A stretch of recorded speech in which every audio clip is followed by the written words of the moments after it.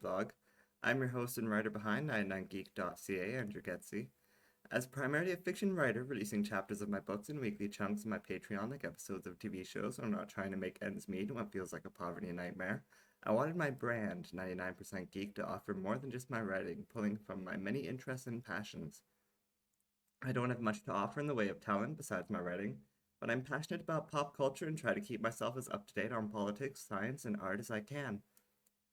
Being a huge TV nerd, I run down the best shows of the week, go over all the major news headlines, people who have maybe gotten too tired to follow regular news, breaking it down and explaining it for people who might feel unable to follow along. And before anything else, I spotlight something cool and geeky for the week. Excuse me. Remember, you can follow along by going to patreon.com/99geek. This is Geekly Weekly number 96 for the week of Saturday, May 1st. And this week's highlight is next generation consoles. That includes both Xbox Series X and PS. No, I'm not talking to you, Xbox, and PS5. Oh, goodness, right here. There you go. I've now got my original Xbox One connected to my old TV, which is my second monitor for my laptop, and now my laptop's connected through the Xbox into the TV. It's a whole thing. But so now if I say Xbox too many times, then my second screen gets all weird. So I'm gonna have to keep that in mind. So I just got my Series X this week. And after receiving my tax return money on the same day that the Series X became available at Best Buy, I just now received it like a few days ago and rejiggered my whole setup, which took a whole while. And played my share of games, mainly games I already owned, but they play better than ever now. My base Xbox that I got at launch was so old now that it would wheeze every time I turned it on. In fact, it's wheezing right now, and it's not even doing anything. It's literally not even doing anything. Like before, it would wheeze when it gamed, but somehow in the process of moving it, it's gotten even worse. So it's just wheezing, being on and set to pass through. Um, so that's fun. But it was also overheating constantly when I was playing Hitman 3. Despite me repeatedly opening it to vacuum it, the last time I opened it, it wouldn't even go back together again. So it's now literally in pieces, but still functional slightly, at least. And I noticed lately that games that I had that used to look good, like Battlefield 1 and Call of Duty Warzone, were no longer looking so good and were playing worse than ever. They were blurrier, they were laggier, they had inconsistent frame rate. Driving around in GTA was a chore because it was like I would steer and it would oversteer because the frame rate would go crazy as I was turning, like that kind of horrible stuff. But not anymore. Now with the Xbox Series X, everything is smooth as butter. No, I'm still not talking to you. Having already a library of 120 games downloaded on my external hard drive, all I had to do was unplug it from my Xbox One base launch crappy thing, and then plug it into my Xbox Series X super awesome hot stuff, and it was like kabam! Suddenly, I had 120 games already available to just play. I'll be honest, actually, about 20 of them had to update, which actually took 2 days. It was a long time of just downloading and downloading, but I still left 100 games that were able to play right away. And of the 20, there was only a few that I actually cared about, and I put those to the top of the list, and that was fine. But like and every game plays better than ever, looks better than ever. I've been playing a lot of For Honor, which I hadn't played in a long time, but where it used to look all kind of blurry and low res, now it looks super like high resolution, and the colors pop, and it's just like, oh, I could just stare at it all day. And go the colors, and the doctors will take me away in a straitjacket. It'll be fun. All sounds like a good time. Um, so what about the rest of you? What do you need to know about next gen consoles? Well, for starters, they are so hard to find because of a chip shortage. It's compounded by COVID and increased regulations and costs, but I believe the implication is that it had manufacturing issues to begin with, including a low success yield. That is, how many chips off the line end up faulty. And that was compounded with personnel issues and changes with security and health. And the disruption in trade and shipping is an issue too, and on and on and on. Well, that said, it's fine if you still haven't been able to find a new console. I didn't mind waiting as long as I had to on account of being poor, knowing that few others could get a console either. It was fortuitous for me that it became available when it did, but also if you have a working Xbox One or PS4 and they play fine, and you have a lot of games to play on them, you need not fear missing out. There is so far not much available that's only playable on the new consoles. Everything generally works along the whole range, which is excellent. But I'm telling you, some stuff plays just awful now on those old consoles. If you're running on another, like if you're running off an PS4 Pro or an Xbox One X, I've heard that those still run games pretty well, that they're still pretty powerful, and you probably feel even less needing to upgrade than I did. And I feel like that's still true.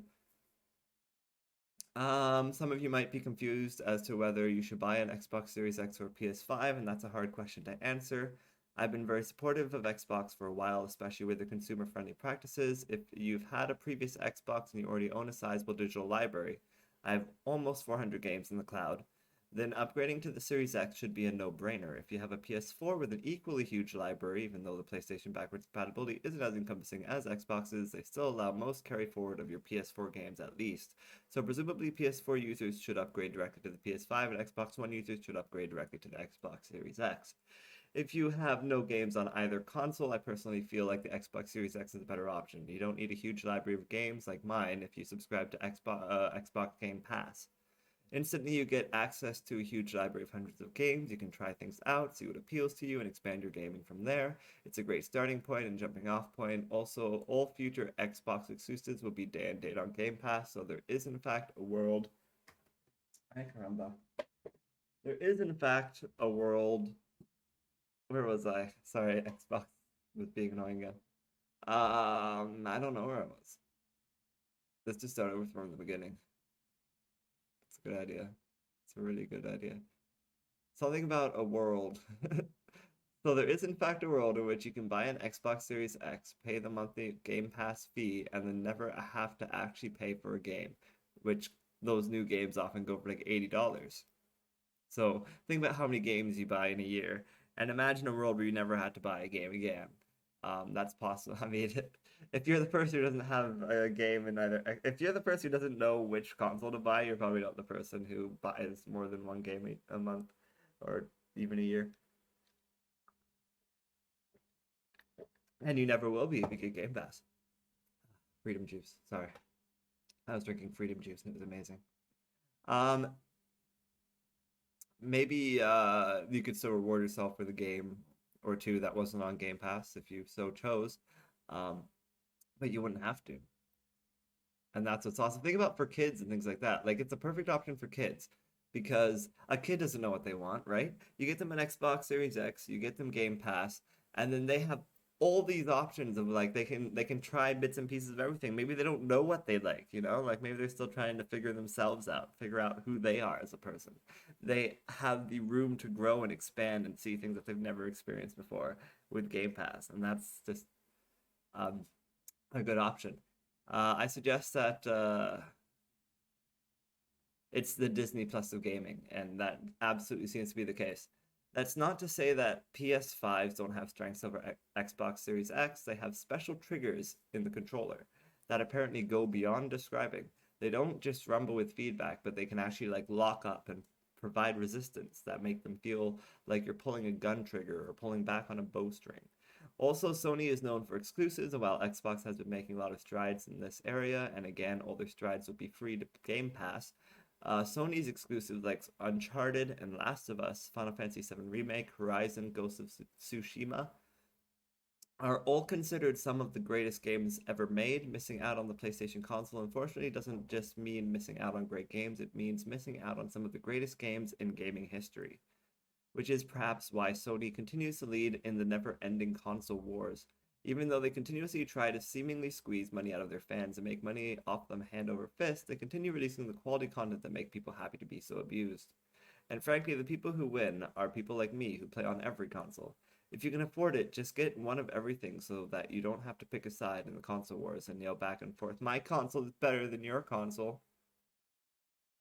I also wanted to add the fact that I don't think I mentioned it here, but if you are trying to buy a console, if you don't have a console, or maybe you have a console but you want another console, and you're looking at the PS5s and the Xbox Series X's but you can't get them, and you're wondering if maybe you should get a PS4 Pro and Xbox One X in the meantime,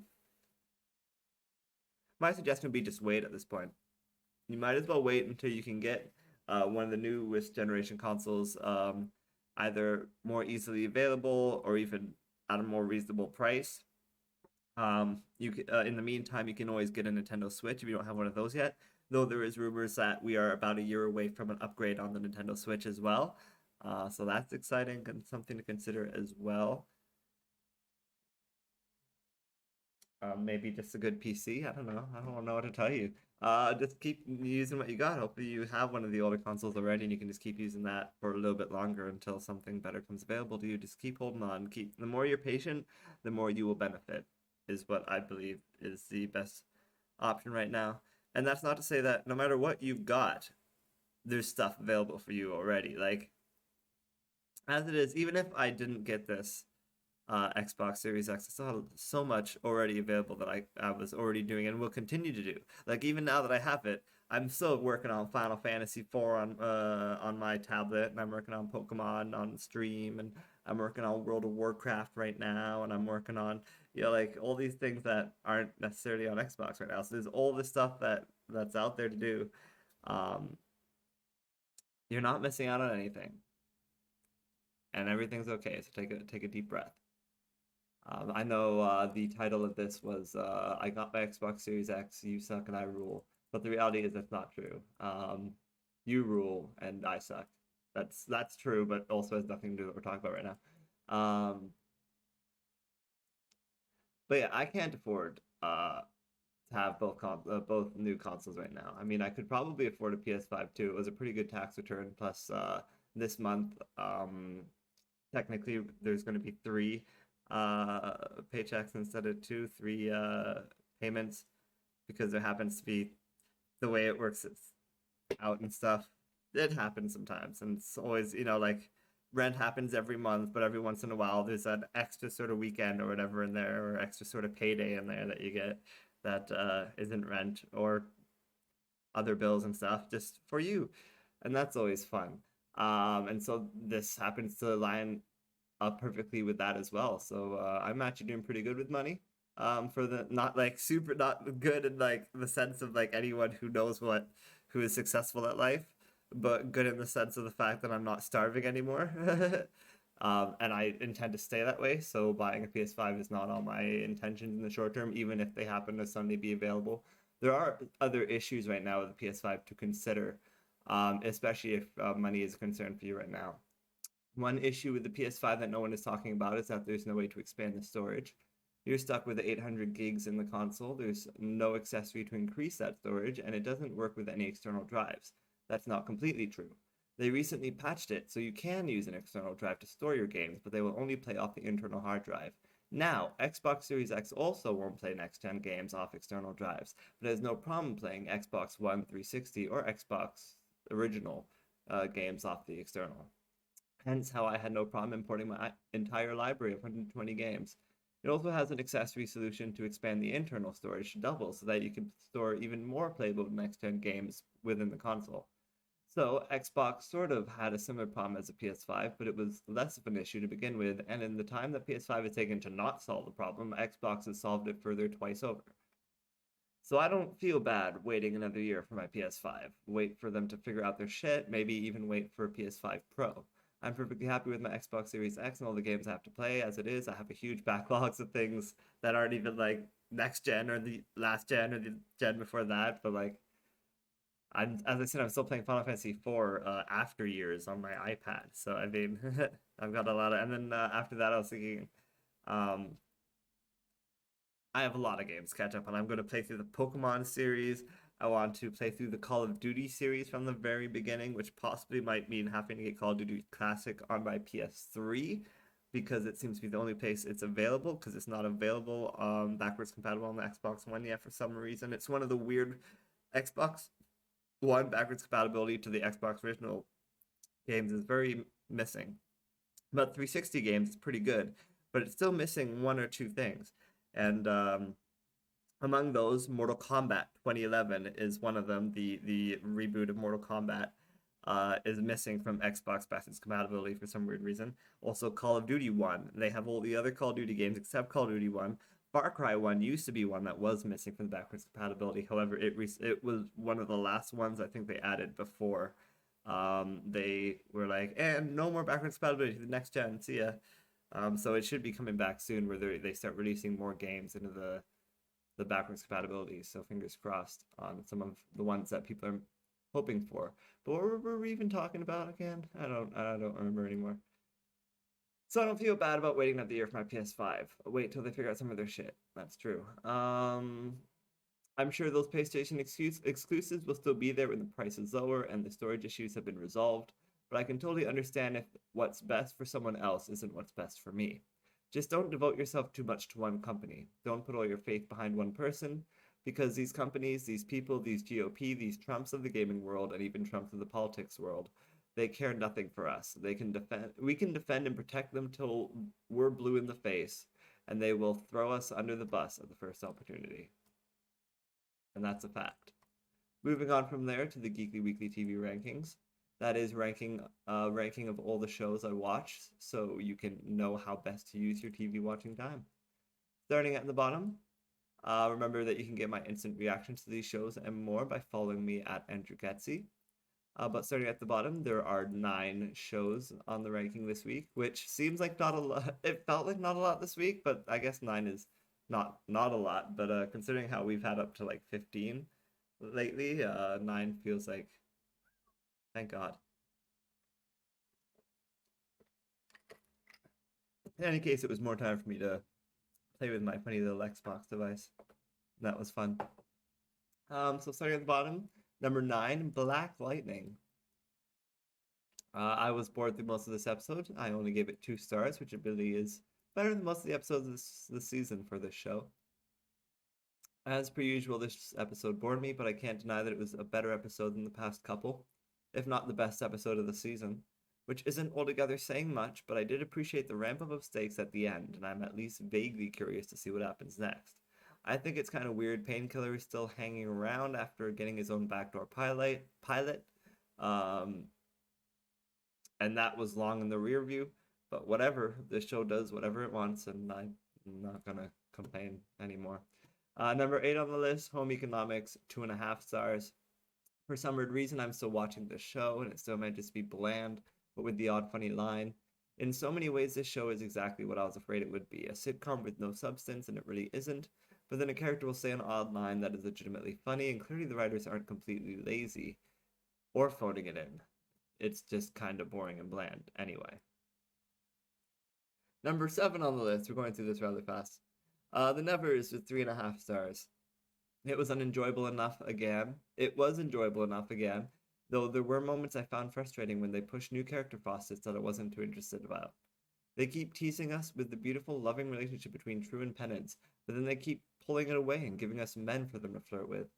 Now we find out True seduced the Doctor into an affair, so that's another hetero relationship I'm not here for. And I liked him as a character, but now I like him less. Good job. I think the fact that the men are allowed to be promiscuous, fuck every whore in the city, some of them are even fucking other guys, but 2 women fuck lovingly? Absolutely not. That said, the episode got more enjoyable as it went on. The battle with True in the water was intense as fuck, and the death at the end was sad, but very predictable. That was number 7 on the list. The Nevers. It's a little train that could. I'm sure it'll get a little higher next week, maybe. Who knows? Moving on from there to the Goldbergs with 4 stars at number 6. That means 6 shows this week were at 4 stars or higher. I think it was better last week, but that's still not too bad. A lot of 4-star episodes of shows this week, as I just said. I think this is a weak 4 stars, barely a 4 stars, but I can't in good conscience give it any less. I laughed too much.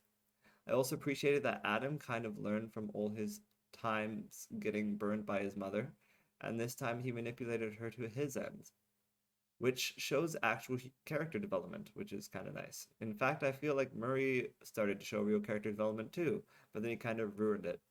I like the idea that like now his daughter is grown up, he can actually relate and cognitize her issues, but then the dinner scene happened, so whatever. It wasn't a perfect episode, but it made me laugh and it made me feel sad, so it's worth at least 4 stars. Moving on from there, Fear the Walking Dead, also with 4 stars. This was possibly the weakest episode of the season so far, but it was still far more enjoyable than any episode from the return of the main series. It's number 5 on the list, and people lost count.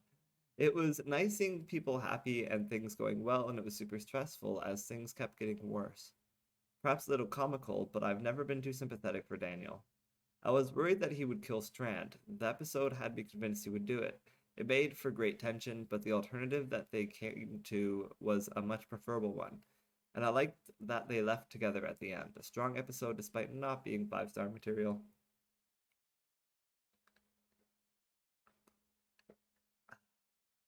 Freedom juice break.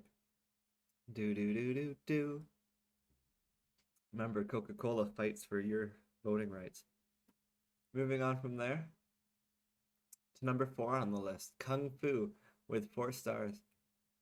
I enjoyed this episode. It might have been the best episode of the season so far.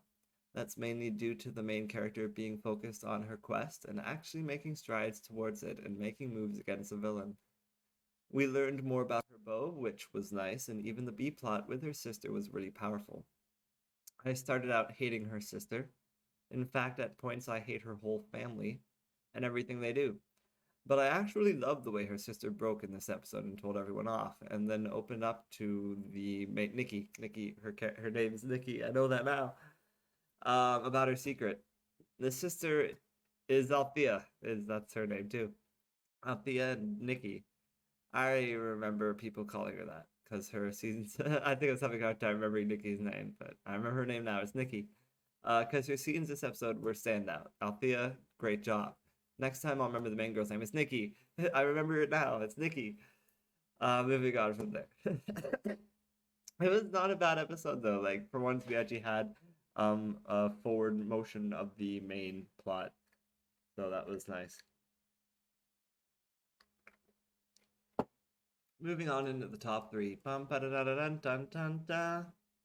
Because there were less TV shows this week, that means that plus less really good TV shows this week.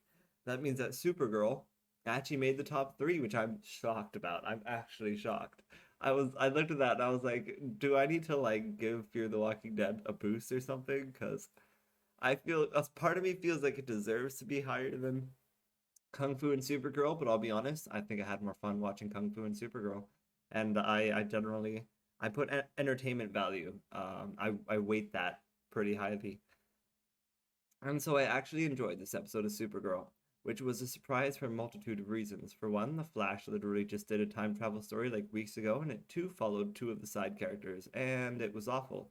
And yet I found this episode fun and engaging. It was far from flawless, but I enjoyed it a lot more than I expected to, and I even appreciated it the way it ended in a cliffhanger. It was a weird choice, but it feels like a good one. I look forward to next week. And that's it. That's all I have to say. But it was a fun, entertaining time, and I think that's worth a lot. As opposed to number 2 on this list, Mayor of Easttown with 4.5 stars. I do weight other things besides entertainment when necessary, and this episode was fantastic. I felt this was a much stronger show than last week, though I think part of that comes from watching everyone dealing with the grief. It's really clear this episode how the murder has impacted the whole town and everyone in it, and the unsympathetic characters are far more sympathetic when grieving. Kleenex break. Thank you. Keep going. That said, I felt no sympathy at all for the father or the ex-boyfriend or Briona. That was that evil witch woman. They're horrible. They're horrible people and continued being horrible, even if that dad pretended to care. I did warm up a lot more to Mare this episode. That's the main character, and also really enjoyed her repertoire with Evan Peters. It definitely became a much more entertaining show once he was in the mix. That's for sure. Evan Peters was a lot of fun this episode. One of my favorite parts of the whole episode is when she I believe she sees the video of the girl Briona beating the shit out of the dead girl in the forest, and she just goes storming off like, "Oh, I'm gonna fucking arrest her." and she gets in a car and starts driving away, and the FBI guy Evan Peters knocks on the window because he's like now involved in the case, and like he's supposed to be your partner or whatever, and he's just like, so are you gonna tell me where we're going? Are we gonna carpool? What the hell's going on? And she's like, oh my god, get in, and like then doesn't even get in time to put on the seatbelt. It was a good scene. Anyway, so yes, it definitely became a much more entertaining show once he was in the mix, and this was a much better second episode and worth all 4.5 stars that it got.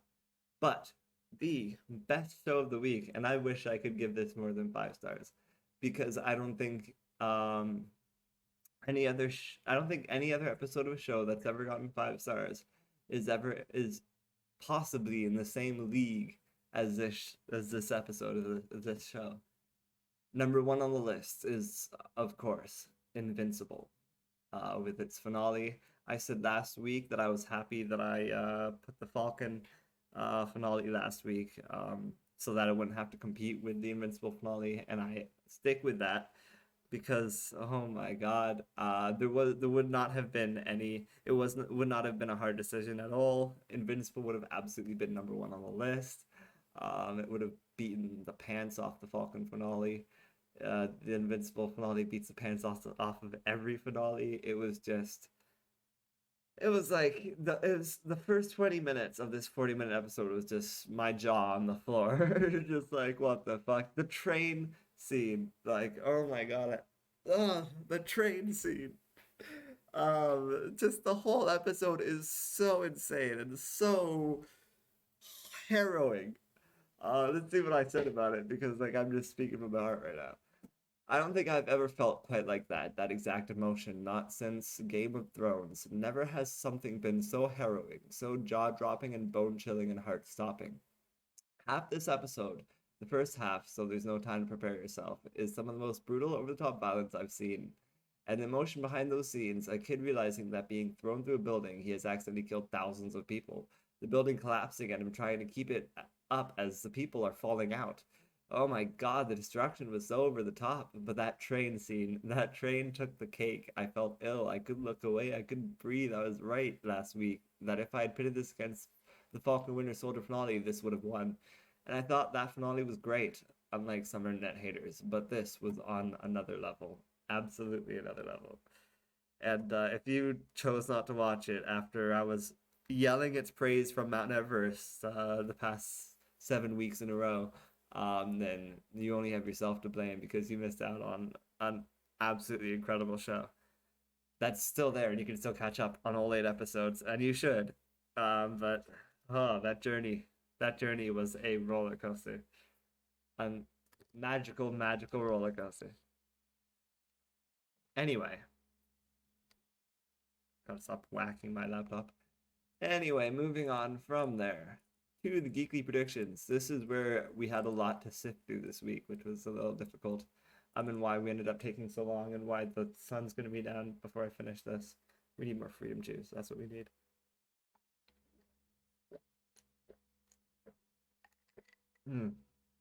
Had some good freedom juice.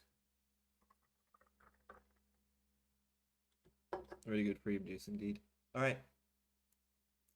So the Geekly predictions, that's new releases people will be talking about around the water cooler over the next week. Starting at the top, Jupiter's Legacy is coming out on Netflix on Friday. It is a TV show based on a comic book called Jupiter's Legacy. They didn't really change up much in that regard. Mark Millar is known for being a good comic book writer. He is the writer of Jupiter's Legacy. Jupiter's Legacy is known for being a good comic, so I predict this is to be on the level of, say, The Boys or Umbrella Academy, as the comics are in the same general league.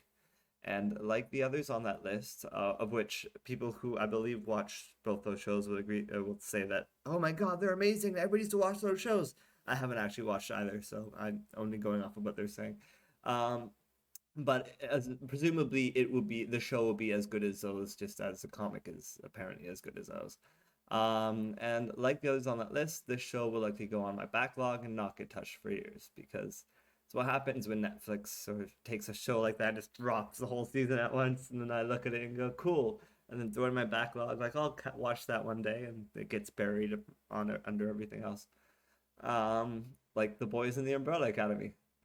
I think The Boys' second season for sure is releasing episode by episode, but too late. It's already in my backlog. So sorry. Maybe next season I'll have caught up by then. But that said, Jupiter's Legacy looks interesting, and the trailer looked dramatic, and I guess it's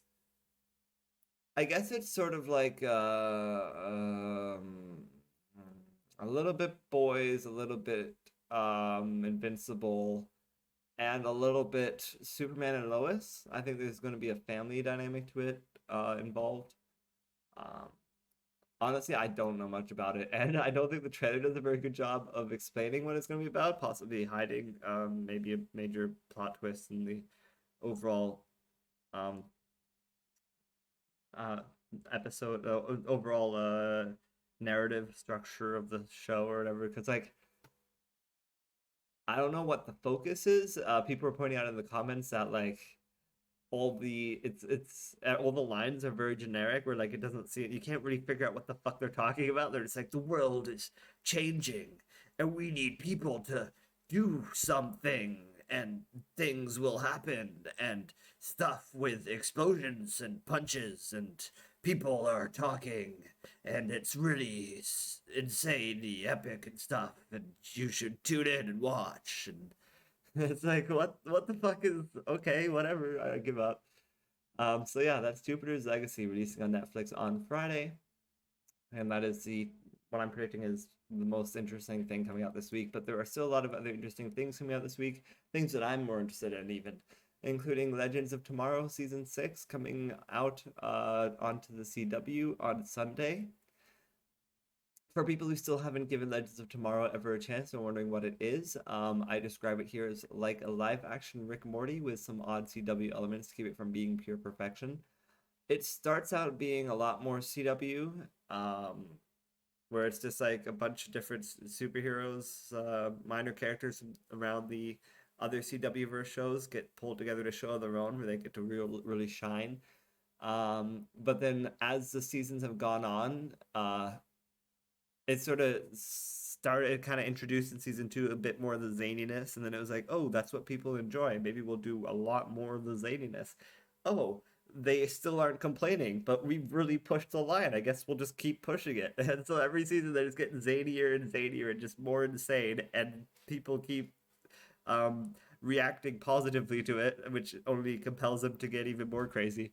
So this season should be no different, and I'm really looking forward to it. And a lot of people will swear that it's the best show on the CW. That depends on whether you like comedy more than drama, but it is certainly a fantastic and amazing show. And at this point in the show, it is very much feels sometimes like it's a live action Rick and Morty with the odd CW element thrown in. Moving on to the number 3 spot. That's Star Wars: The Bad Batch on Disney Plus. Did I mention that Legends of Tomorrow season 6 coming out on CW on Sunday, whereas the Star Wars: The Bad Batch comes out on Disney Plus on Tuesday, which is different than the usual Thursday release that we're used to, with The Mandalorian. So keep that in mind. I hadn't actually watched the trailer yet for it. I have very little care for the series. Absolutely zero interest, in fact. Not that I would miss it for the world. But I mean, being the new Star Wars thing, I didn't need to hype myself up for it because I knew I'd watch it regardless. And finally seeing the trailer before posting it here, it didn't look that bad. I gasped when I saw Tarkin. Grand Moff Tarkin's in there in case you haven't watched it yet yourself. I also gasped when I saw Ming Na Wen. I didn't expect to see her from The Mandalorian showing up, so that's going to be super exciting if that's the sort of cameos we've got in store for us. I really look forward to this show, and I can't wait. But as I said, I would have watched it regardless. When it comes to Star Wars, there is no line that I would draw. Like I'm trying to think of what could be so, like, if they could do another holiday special, I think I would still tune in and at least watch it. It'd be like, wow, that was terrible. I will never watch that again. But at least I'd seen it that one time. Then Marvel could do that too. I mean, DC could probably do that too, to be honest. I don't know who else could get away with that. But and earlier I was saying you shouldn't put all your faith in these companies and corporations, but I don't know when it comes to these Disney ones. When it comes to Marvel and Star Wars, I love them too hard. And Star Trek. You know what? Star Trek's another one where if they could release something god awful, and I would still at the very least watch it. and be like, that was a thing that happened. Anyway, moving on to there, number 4 on the Geekly predictions is Resident Evil Village. That comes out on Xbox, PlayStation, and PC on Friday. I'm way behind on this series. That is to say, I'd love to start from the beginning with Resident Evil 0 one day and play through the whole series. But I haven't gotten to that yet. It's on my backlog, right underneath the boys. I have a healthy respect for Resident Evil Village, and I've heard great things. I mean, I have a healthy respect for the series Resident Evil as a whole, and I've heard great things about the change in tone and gameplay from that started with the last game, I believe, Resident Evil 7. Where it used to be a third person um, sneak around, shoot things, solve puzzly thing. Now it's more of a first person experience, horror and cry sort of thing. So apparently the whole game could be played in VR, and watching the trailer for this, I couldn't help but think how insane it would be if this game is also playable in VR, which I think it is. So that could be like really horrifying. So that could be cool. And this probably even deserves to be higher on the list. It's just I haven't really delved into Resident Evil as much as I wanted to, and that's too bad.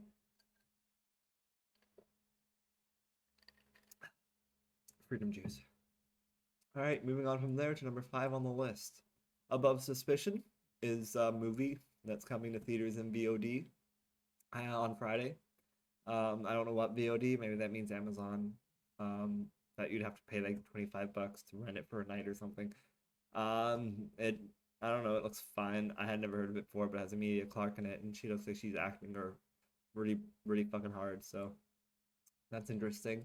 If that's your thing, you might want to check that out, but I won't. Moving on from there to the honorable mentions, that is things that don't make this list, like continuing shows of quality or nonfiction content. For instance, Kids Say the Darndest Things with Tiffany Haddish comes out on Wednesday. She's weird and unique and says the darndest things, so maybe she'll be fun to see interacting with children. Has to be better than Bill Cosby anyway. You ever put Spanish fly in your mom's drink? Zip zop zoop. It's gonna be better than that. So look forward to that. Tiffany Haddish doing Kids Say the Darndest Things coming out on Wednesday on I don't know.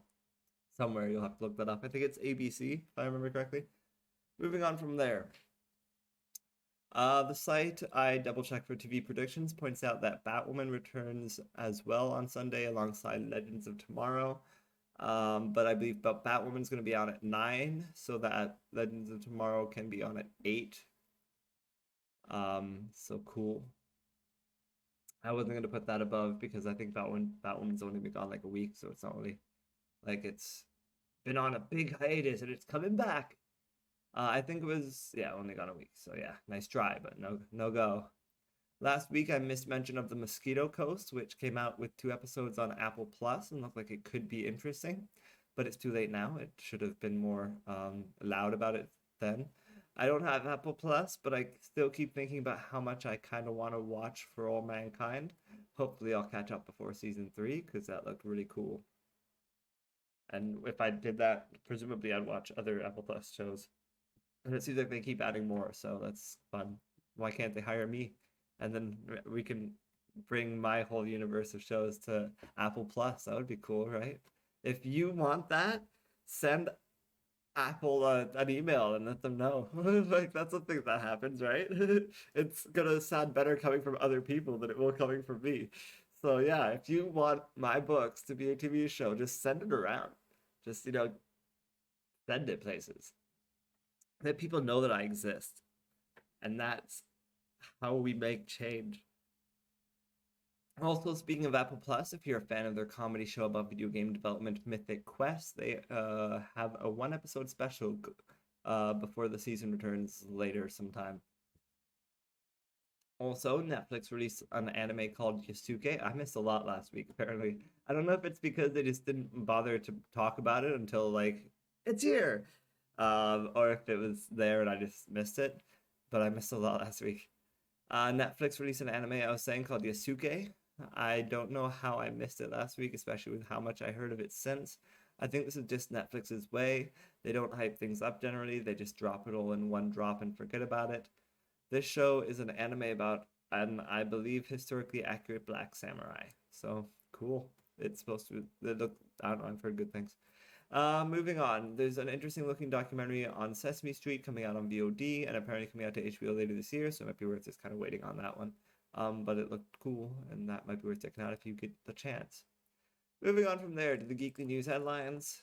Here we go. Starting at the top, these are news from the past week you need to know so you don't be as ignorant as a QAnon loser. Starting with the top, Super Mario Party finally fixes online multiplayer with surprise update. And as long as you knew about this, then you won't be a QAnon loser. That's really all you need to know, actually. Super Mario Party finally fixes online multiplayer with a surprise update. For the people who don't play Super Mario Party, when it released, people got excited because they were like, wait, there's going to be an online mode? And Nintendo was like, yeah, there's online. And they made a huge deal about it, only for it to just be about 10 of the mini games that you could play online. But it didn't let you, like, for instance, play the board, which is like the board game aspect of it is the whole game. So people were very upset about that. Finally, 2 years later, where there has been no updates, there has been no talk of the game. Nintendo basically made everybody think that they'd forgotten about it.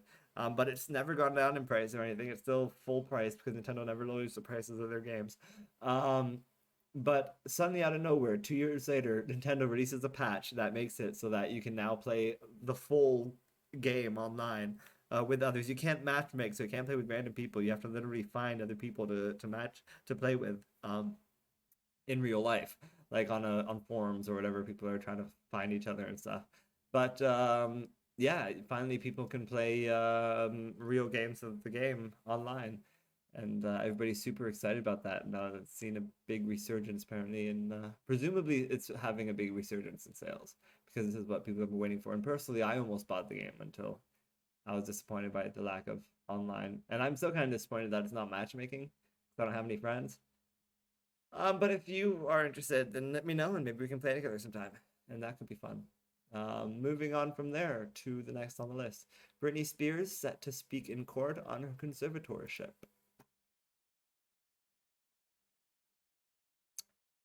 And this is a story with it's not loading, I'm sorry. It's really not loading. Oops, I hit the wrong button there. Hello. Should I be concerned? It's just a white screen.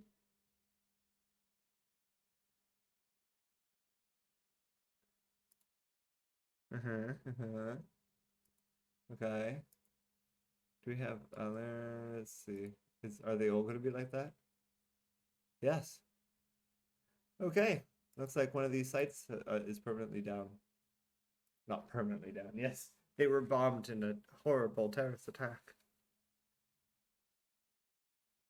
Even then, I don't think they would be permanently down. Even then, I don't think that would permanently destroy them. They would just rebuild. And in the meantime, offload their site onto an alternative. But for in the short time, it appears that this site is actually down and not bring up any articles. So we cannot learn about Britney Spears' set to speak in court on her conservatorship, but it would be very interesting to know what that was all about. Perhaps finally we will get to hear what she thinks about her conservatorship, and we'll have to wait and see. Moving on from there, India gasps for air as COVID infects 1 million people every 3 days. This is probably going to load. Yes, it loaded. All right, this is a story on Vice.com by Heather Chen on April 28th, 2021. I have learned a little something about the dates.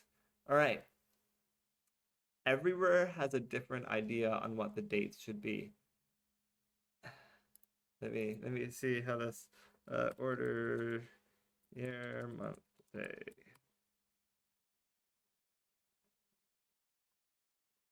What is it? MMDD. See, I think it should be month, day, year. That just feels natural to me. But apparently in Canada, the common is year, month, day. And I found something that perfectly explained it, but now I can't. How's that? Month, day, year.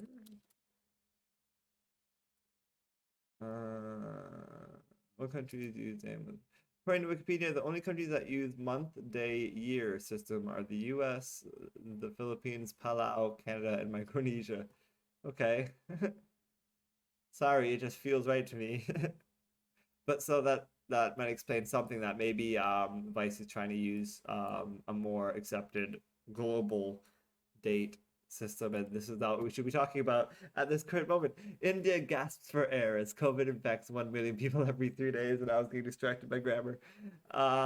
This is a story by Heather Chen on April 28th, 2021. India is buckling under a ferocious second wave of the coronavirus, with hospitals filled to their capacity and struggling to cope with shortages of beds, medicine, and most importantly, oxygen, which has become one of the country's scarcest commodities. To many families in the capital, Delhi, one of the worst hit cities, oxygen has become more precious and valuable than gold, which is unimaginable. Do whatever you want, sell my gold, but get me an oxygen cylinder, one man told the New York Times. Many infected with COVID-19 reported low levels of oxygen in their blood, a crucial early warning sign that they need serious medical treatment. A BBC investigation found soaring prices of oxygen cylinders and concentrators, which extracts oxygen from the air, for sale on the black market. A cylinder is reportedly going for as much as $2,660, more than 8 times its original price. So that's for an empty cylinder. That doesn't even have the oxygen in it. On the other hand, if you can get one of these concentrators, you can then make your own oxygen, which I didn't know that was a thing either, so that's kind of cool. On Wednesday, India's health ministry said the official death toll surpassed a grim milestone of 200,000 deaths, but experts warn the actual number might be higher. Criticized for the poor handling of the pandemic, Indian Prime Minister Narendra Modi's government said that it had enough liquid oxygen to meet medical needs and that it was rapidly expanding supplies. Domestic production is expected to cross 9,250 metric tons per day by the end of April, Modi's office said, but officials from production facilities located far away from worst-hit cities like Delhi and the state of Maharashtra had a different response. We do not have enough tankers to carry supplies. Most of the plants are located in eastern India, apart from a couple in the west. This means long distances and a lot of turnaround time. Add to this the problem of states holding up tankers on the way, and you get an idea of the crisis, one executive told the Indian Express. India's oxygen crisis caught many off guard, with many desperate for resources turning to social media with their pleas as supplies in hospitals around the country ran low. Others have resorted to waiting by makeshift roadside tents for oxygen treatment. Insane. After mounting global pressure, the US said that it would provide medical assistance to India. Other countries like Germany and the UK and Singapore followed suit, saying that they would be sending oxygen, ventilators, and medical aid to India in the coming weeks. And look, those are oxygen tanks right now being sent to India. So cool. So yes, there's a horrible thing going on in India right now. Things are worse than ever. It's not the only country experiencing horrible COVID symptoms at this stage. But this should be proof of what could have happened all over the world had people not paid attention and not done all the precautions that we did do to fight against the spread of the virus. Because all those people who insisted that it's not real, there was never any danger. I mean, look at India now. There's like millions of people horribly suffering. And that's insane. That's unimaginable. It affects 1 million people every 3 days. That's insane. And I think it's even worse than that now. Like, it won't stop. Sounds like an absolute nightmare. Republicans are seriously still trying to steal Arizona for Trump, is the next story on Vice.com. And they've hired a Florida firm called Cyber Ninja to help them do it. This is a story by Paul Blest on April 28th, 2021. President Joe Biden has held office for more than 100 days, but in an old arena in Arizona that used to be home to the NBA's Phoenix Suns, Trump supporters are still trying to prove their guy won this thing. The Arizona GOP is still trying to prove, despite the bounty of evidence to the contrary, that former President Donald Trump won the state's electoral votes last year. but in doing so, they're coming under criticism from even some fellow Republicans. After multiple court rulings audits of the results in Maricopa County, the state's largest and one that provided Biden nearly 4 times his margin of victory statewide, and the certification and subsequent inauguration of President Joe Biden as the winner of the election, Arizona Senate Republicans decided they still weren't satisfied and that they would conduct their own audit. Litigation is still ongoing, but in February, a Maricopa County judge told the county to hand over more than 2 million ballots to be audited, and the recount began Friday at the Arizona Veterans Memorial Coliseum in Phoenix. To carry out this monumental task, Arizona Senate Republicans hired a Sarasota, Florida-based company called Cyber Ninjas, which already sounds like trouble. Like, I would not trust people that call themselves a company that call themselves Cyber Ninjas. But because that just sounds like a trolling group to run the audit. They're running the audit. It's what's happening is they're running the audit. The company's website says it provides ethical hacking, whatever the fuck that means, and general consulting services, as well as training and education. And the Arizona Senate paid the company for $150,000 to complete the audit, which could take up to 2 months to complete. Lynn Wood, the QAnon conspiracy theorist lawyer, helped raise money to pay for the audit and told Talking Points Memo last week that he hosted Logan at his house as Logan was working on the investigation into election fraud. I already forgot who's Logan.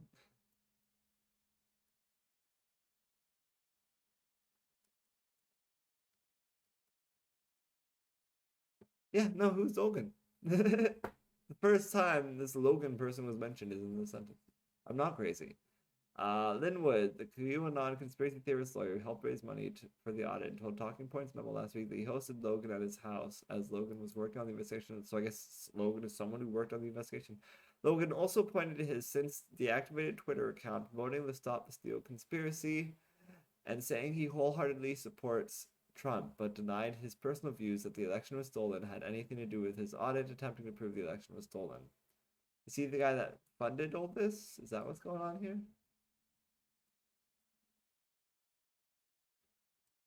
I don't know. I don't know.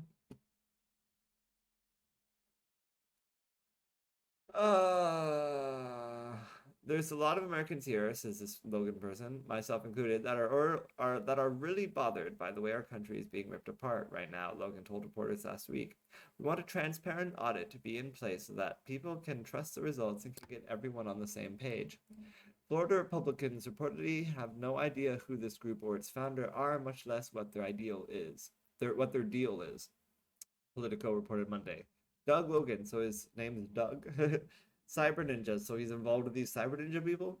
No, I don't know these guys. Never heard of them, Florida GOP Vice Chair Christian Ziegler told Politico. That kind of sounds like that other guy who was saying, I don't know this Q guy. I just run the website. Who was that? Not Ron, but his dad. I don't know. Anyway, moving on. Multiplying the crank factor is that the audit is being live streamed on One American News, because of course it is. The Trump-aligned right-wing network that repeatedly boosted the former president's election lies. The network says the American people have been demanding answers since November 3rd and boasts exclusive live reporting and transparent coverage of this historic process. Logan's group asked a judge earlier this week to keep its auditing methods secret. A number of problems have been reported since the beginning of the audit, including security lapses and even vote counters using the wrong color of ink. So now they're the ones being shady. All the shit that they complained about, but they're just going to go ahead and do it when them. I get so tired of Republicans.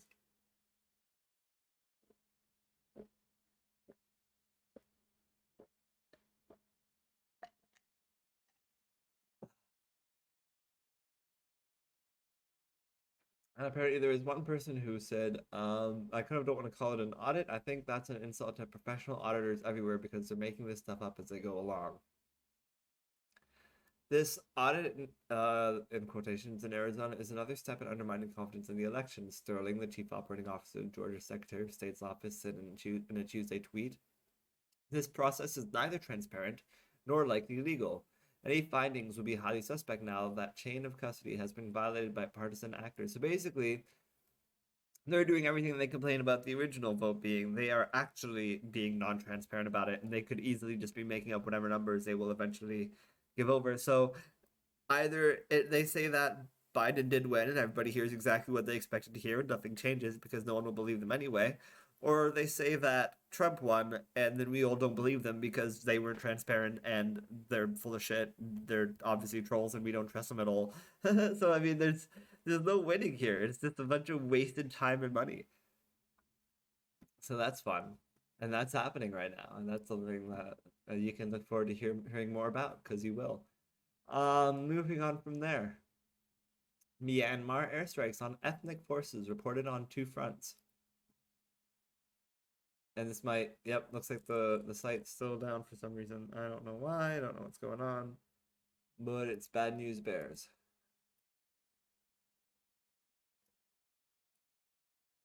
I guess we'll never know what's going on with those Myanmar airstrikes on ethnic forces.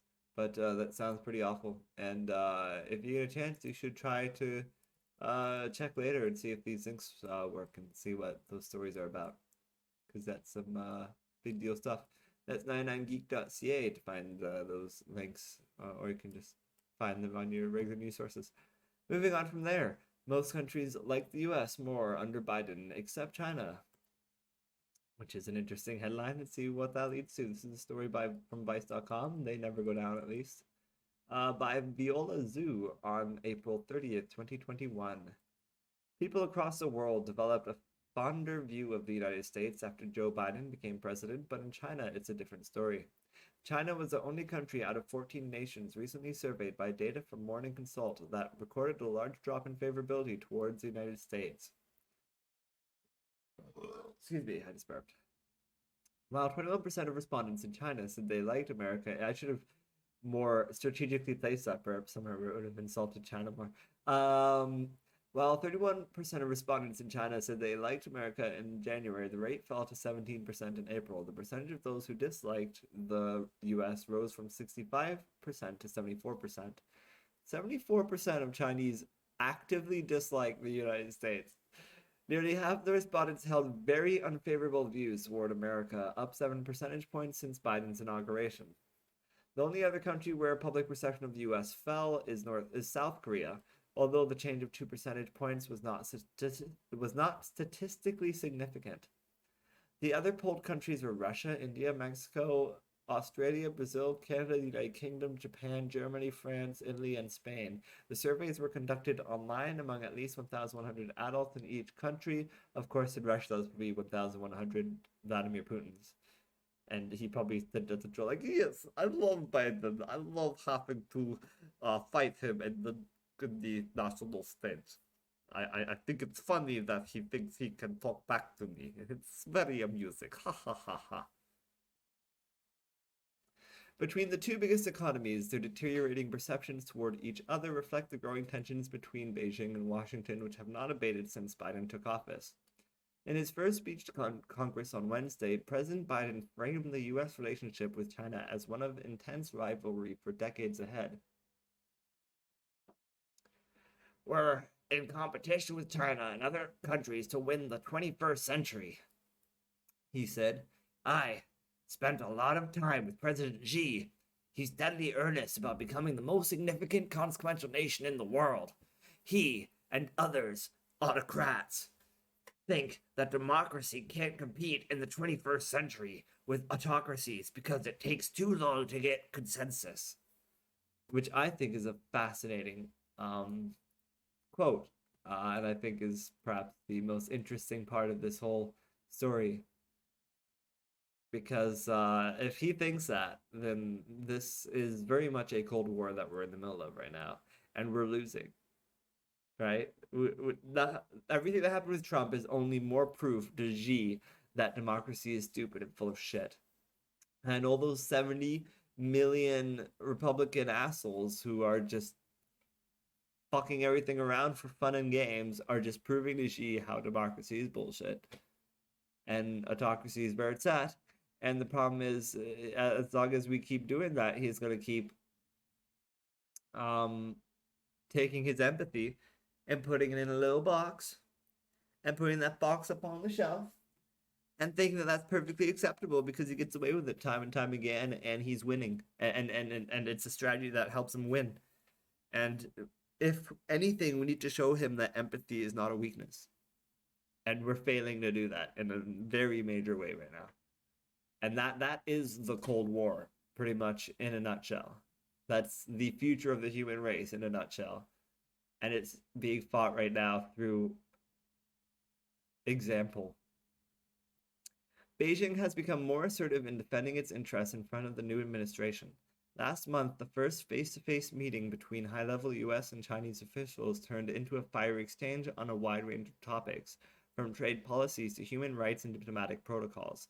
Such clashes have been portrayed in Chinese media as proof of Western hostility toward a rising Asian power, which has generated strong nationalistic sentiment on China's tightly controlled internet. Dali Yang, a political science professor with the University of Chicago, said that the urban population could develop less favorable attitudes toward America as they followed US-China tensions in the media. As President Trump sought to depict his Democratic challenger as soft on the Chinese government during the 2020 presidential race, Biden has in reality inherited and continued many of the Trump era's tough policies on Beijing, calling China a major competitor and threat to the US. The Biden administration has so far maintained tariffs on Chinese goods worth some $370 billion imposed during Trump's trade war with China. He has also slapped new sanctions on Chinese officials who were accused of undermining Hong Kong's autonomy and freedoms.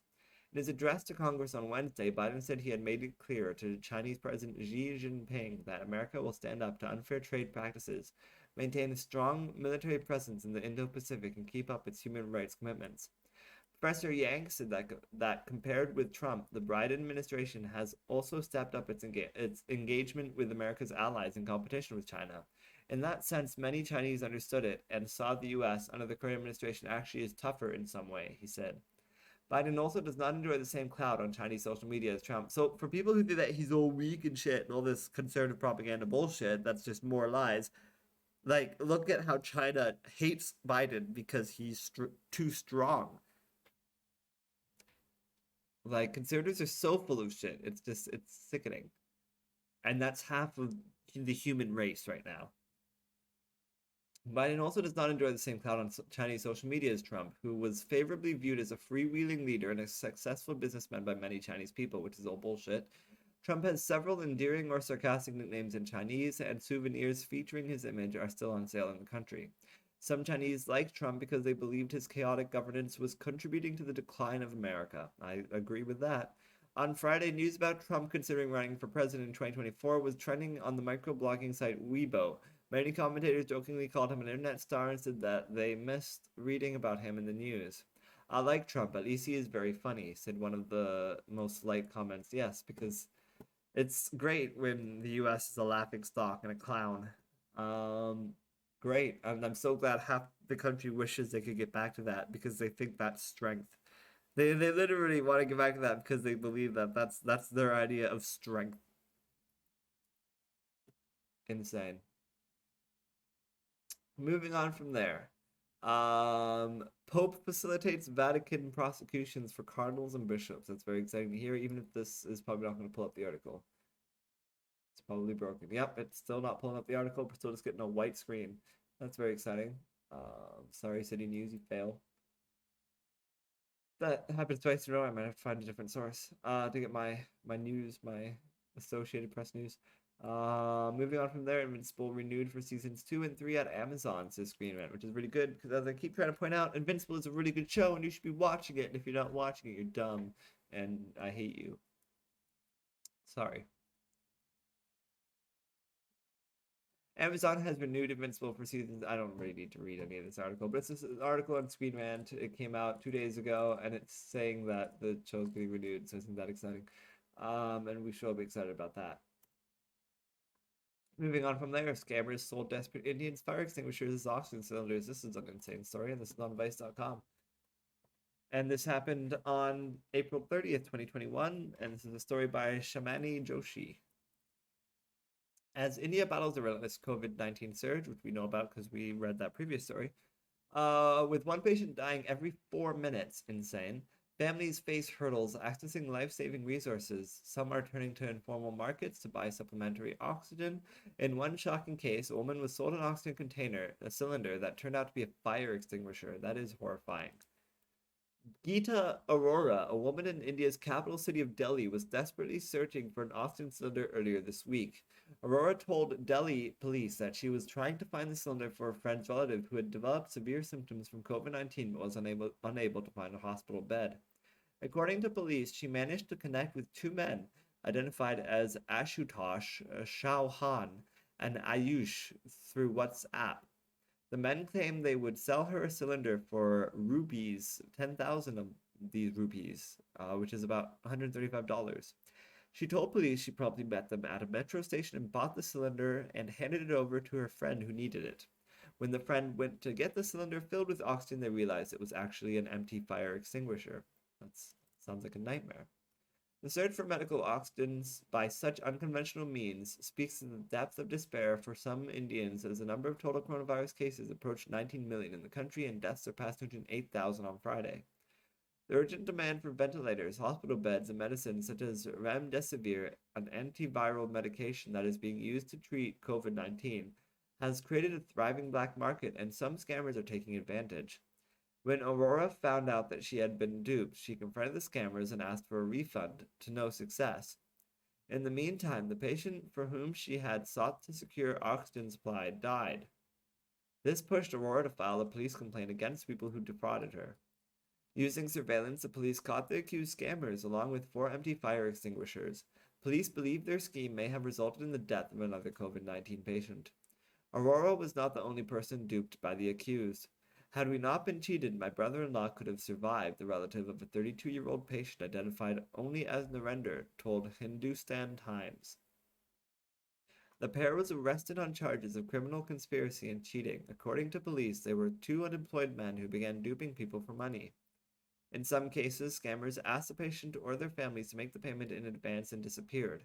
In one case, scammers sold fake vials of remdesivir for $330, leading police to bust an industrial-sized pharmaceutical unit manufacturing large quantities of fake remdesivir injections. I thought this was an important story to put out there so that in case there are people who are living in regions that have this sort of scamming going on, perhaps now they will be able to see the warning signs and not make the same mistakes, because I can't imagine how horrific it would be to spend like a month's worth of your salary or whatever on this tank for your oxygen, and then you find out it's a fucking fire extinguisher. That would just be fucking insane. I would lose my fucking mind. And I can't imagine how much that would break someone. Moving on from there. Mysterious health attacks like those seen in Cuba have come to the DC. These are more attacks from a potentially experimental weapon. And I believe I featured the story before, like, I think it was like last year, at some point, before I even lost my job, so before November. There was, in Cuba, there was this weird situation where a bunch of people at a U.S. embassy in Cuba started reporting weird sicknesses, weird ailments. They didn't know what was going on, but they would like feel, at certain points, they would feel these ringing in their ears and like pounding in their heads and shit. And they didn't know what it was. And when they got scanned and shit, the doctors found like it looks like there's been damage to your brain, like you've had repeated concussions, but like you've never had brain damage before in your life, so where did this suddenly come from out of nowhere? And it's like they believe it has to do with like somebody is weaponizing like radiation, like microwaves and shit, radio waves and shit, using pulse frequency blasts to like cause people to get fucked up, and nobody, you can't tell that they're doing it. They can do it from the car with the gun in their hand and just like hold it on their lap or whatever, and just like be holding the trigger, and you wouldn't even know what's happening. And meanwhile, like you're being microwaved from the inside out. And like this is an actual weapon that is being used against U.S. security officials, and it's not just happening in Cuba anymore. At least 2 U.S. government officials in the Washington, D.C. area have experienced mysterious health incidents that are strikingly similar to the brain-damaging health attacks that plagued U.S. diplomats in Cuba beginning in 2016. So I mean, I remember reading about this. And I remember it was last year sometime. I don't remember when, but I remember reading about this and talking about it then. Last November, a National Security Council official reported being sick while near the ellipse, the White House's large oval-shaped southern lawn, according to a report by CNN. In a separate 2019 incident, a White House staff member said she also experienced something akin to a health attack while walking her dog in Arlington, Virginia, a suburb of Washington, D.C. The 2019 incident, which occurred just after Thanksgiving, was first reported by GQ last year. The magazine wrote at the time, according to a government source familiar with the incident, the staffer passed a parked van. A man got out and walked past her. Her dog started seizing up. Then she felt it too, a high-pitched ringing in her ears, an intense headache, and a tingling on the side of her face.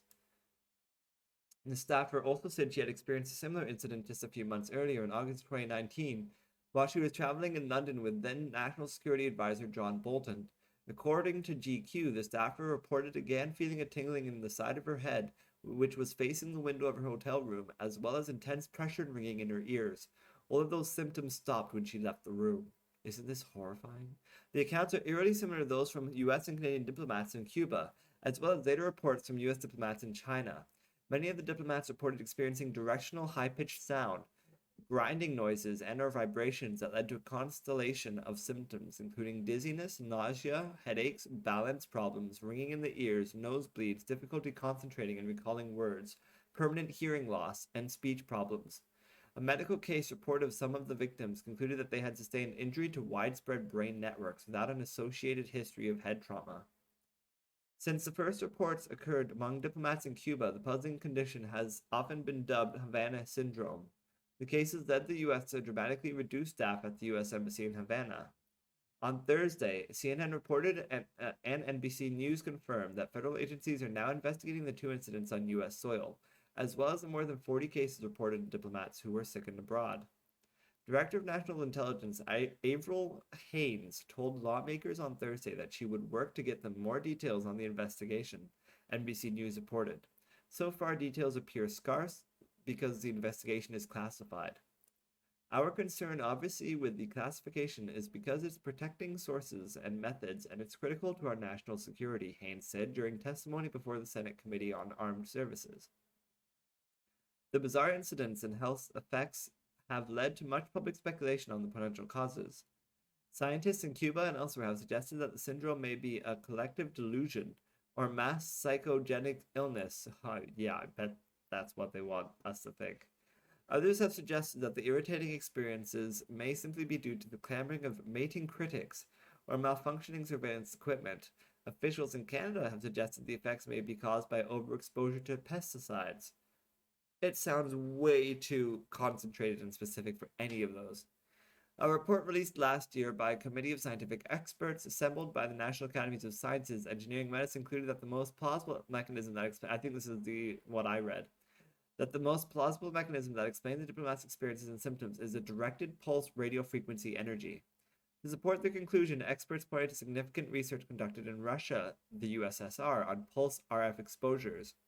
The finding feeds into a persistent idea that Russia is behind the attacks and is carrying them out with some sort of clandestine portable microwave-based weapon. Since the cases came to light in Cuba, US personnel have also reported similar incidents while in Russia. Like, are you fucking serious?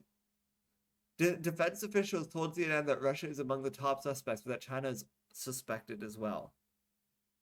This is what I'm talking about. This is fucking Cold War shit. That is fucked up. That is some fucked up fucking shit, is what that is. And that is something that we absolutely need to, like, take a notice of, right? Like, we need to be paying attention to that shit, because that's, like, the future of war right there. If that's true, then, like, that's war, right? Like, you're instigating war, then, is what you're doing. You're using a potentially lethal experimental weapon on foreign agents. Like, it's just mind-blowing that this shit's actually happening right now. Moving on to the last story of the night. Virus hit Russia, reports 25% death increase in January to March. And this is a story that's probably not going to load because it's another story out of citynews.ca. Oh, nothing, just a white screen. Okay, cool. Moving on.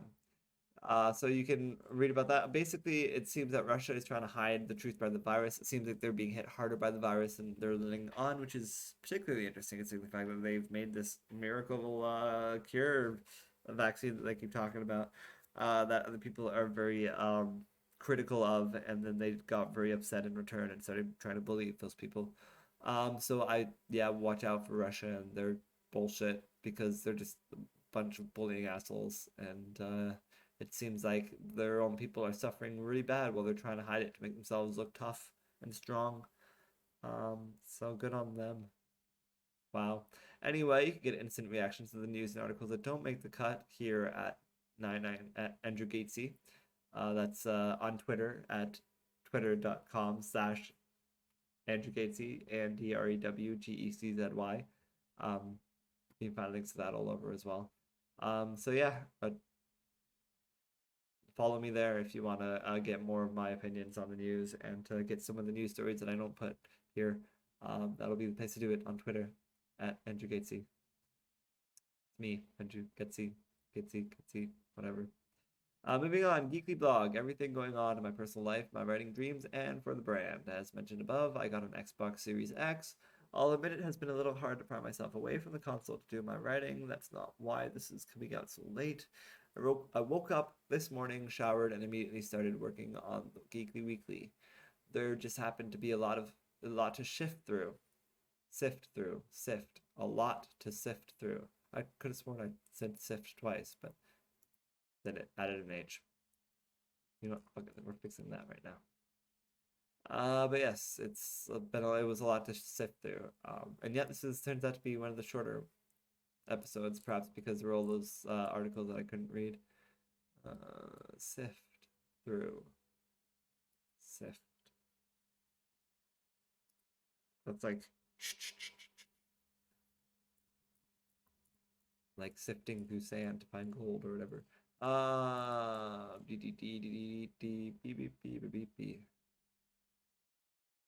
It's now nearly 5, which it's now nearly 6:30. I've been at this like 7 hours, which now it's even more. From 10, I guess, is around when I finally got out of bed. So 10 to 7 is 9 hours. Wow, wonderful. I haven't done much for my writing yet, so that's going to be a lot of work I'll have to put in tomorrow, which is exciting. I also caved on smoking not long ago, and I'm back on day 1 as of today, so that's exciting in a sarcastic sort of way. I streamed my first couple things with my Xbox Series X, but the bit rate wasn't set right, so it's still blurry as all hell, which is too bad. I had the most perfect elusive target, silent assassin takedown in like Hitman history. I just walked up to her house, opened the door, shot her, then walked away, and no one saw me. It was perfect. That'll release later this week, and all its pixelated blurry glory. So you can look forward to that, even though it'll look like shit. Moving on from there, in the comments on YouTube, Ray's Gorky made a comment on my YouTube playthrough of Pokemon Fire Red asking about shiny Pokemon. You know what? Why don't I just read it directly? Because we can do that with the powers of the internet. And when the powers of Captain Planet combine, then good things happen.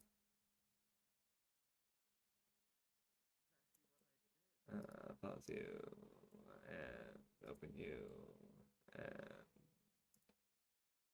okay, so he asks on the video of I did a playthrough of Pokemon Fire Red, or at least I began a playthrough of Pokemon Fire Red. That's the first episode of it. This wonderful fan of mine named Gorky, he goes by a different name on Twitter. But he asks, wait, what? How did you know that shiny Pidgeys were going to be there? What the hell? He gets so confused. I let him know that the game was modded, and he was watching a modded version of the game. And then I let him know that my plans for playing Pokemon in the future. I told him that this is the only version of the game I'm going to do modded, but I am going to play some other ROM versions of the game so that I can keep streaming them. My plan is that for Gen 1, I'm going to play a modded version of Fire Red, as I've started doing, and then I'm going to play Let's Go on my Switch. Then for Gen 2, because I want to get up to Gen 4 for Brilliant Diamond. For Gen 2, I was going to play Crystal on my 3DS and Heart Gold on stream. Um, and ROM. Then for Gen 3, I was going to do Omega Ruby on 3DS and Emerald on stream. And then for Gen 4, I was going to play Diamond on my 3DS, Platinum on stream, and then Brilliant Diamond on Switch. That's my plan. And then dispersed with all that, I intend to continue playing the Final Fantasy games. I'm currently on Final Fantasy 4 The After Years. From there, I'm not going to play Final Fantasy 5. I've beaten it before, and honestly, you only really have to beat that game once. But I never actually finished Final Fantasy 6, so that one's the next one I'm going to play after that. And I have that on Vita, and that's probably the best version of the game. They did a poor job of porting it to other places. So I'll be playing it on my Vita, and then from there I'll move on to 7, 8, and 9 on my Xbox Series X. That'll be nice. Presumably it doesn't, as long as it doesn't get removed from the Game Pass anytime soon. Fingers crossed, because getting through these other games is taking me forever. And then also on top of all of that, I intend to continue playing Burning Crusade. So that's a lot of stuff that I have going on. He points out that's a lot of stuff that I have going on. And then tries to explain how shinies worked in some of the games before the mods, and why he might have chose to mod it the way he did, the guy who modded it. And I went on from there and we talked a bit more about the mods. So yeah, that's stuff going on YouTube. If you want to be involved in that conversation and talk about Pokemons or things like that, catching shinies, then you could do that, be part of the community. Also, as far as the numbers are concerned and the stats and stuff, to be expected, my Pokemon playthrough video has most hits of any video on my channel, even though the audio is kind of messed up. That is, say the music was too loud and it made it hard to understand me sometimes. And I lost to my rival in the first battle, which was really embarrassing. If you didn't watch, basically, I lost to my rival in the first battle, and I've never actually done that before. I looked online, and apparently that's not all that uncommon. The people pointed out, yeah, all he has to do is get like a critical hit, and then you're fucked. And I'm like, yeah, that's what happened. He got a critical hit. I was fucked. And then somebody else was like, of course you could just use your potion. I was like, fuck, I could just use my potion. But yeah, I've never had that happen before. I could always just attack and attack and attack, and then you win. So that was pretty shocking. But it's still getting better ratings than anything else because everybody loves Pokemon. Moving on from there to more numbers. Also, my Patreon actually had some days last week with as many as 45 hits a day. Monday and Tuesday were really particularly strong for my Patreon. Perhaps that has to do with my the last week of Princess Miranda. Maybe people actually read it. Maybe people actually enjoyed it. That would be amazing. I wish they would tell me. But then after that, it just died off fast. Hopefully, my numbers continue to grow and my audience becomes more vocal and engaged. I would love to get regular questions that I could answer on here. Any topic. I would love to have a co-host too. That would be amazing for my blog, or maybe even have people who could voice characters for my writing so that I wouldn't have to do it all. I wish all this was easier. I'll stop going down this well of despair now. I think it's time I finish this. My name is Andrew Geczy and my brand is 99% Geek, found at 99geek.ca. I'm a writer writing monthly chapters like episodes of TV shows and releasing them in 4 weekly segments that tease you in 3 acts on Mondays at noonish on my Patreon page. Every month, I guess it's way later than, but this isn't my novel, it's my blog, so every month it's a different book over a range of genres, and they sometimes even cross over and connect. At the end of the month, the finished chapter is added to the PDFs attached at the bottom of every post. Finally, the finished books are self-published on Amazon. There's a dark fantasy story about a post-apocalyptic world where powerful royals rule and enslave the remaining people struggling to survive on the last remaining landmass. There's also a sci-fi story about a people on a dying world who have built a ship to a new one, but the project is almost brought down by a terrorist organization within their own ranks. Finally, there's a crossover story where characters from my other books are brought into the distant future where the princess of a far advanced civilization, one that lives in a solar system-sized megastructure around a Dyson Sphere, needs help defeating her twisted, power-hungry brother. And all of these stories will be outside the paywall for all to enjoy as new episodes release weekly, and the finished chapters will be attached to the bottom of every post on the site in convenient PDF format, readable on computers, tablets, ebook readers, and phones at the end of the month. But that's not all my stories. There's also urban fantasy tales about a teenage girl turned into a vampire against her will, or a scorned lover investigating paranormal phenomena, or a journalist covering news and politics in the Middle East. And there's a fantasy story about a fallen angel trying to stop the end of the world. All these stories are published and available on Amazon and are also safe and sound behind the paywall in PDF format attached to an archive at the top of my Patreon page. Only viewable by subscribers. My entire library of work, thousands of pages worth, is easily accessible to every subscriber at any level. There's even a Geekly Weekly blog which covers all the news you may have missed. That's where we're at right now. Over the week, as well as ranks the week's worth of television and makes predictions on what new pop culture things might be in the public consciousness for the next week. It releases every Saturday at noonish. Noonish, as in sometime between noon and like 8 p.m. Again, I've been working on this all day, so I don't know what more you want from me. Finally, I do video game streams, both multiplayer matchmaking as well as single player campaign playthroughs. You can see me play games like Final Fantasy, Call of Duty, Hitman, and more.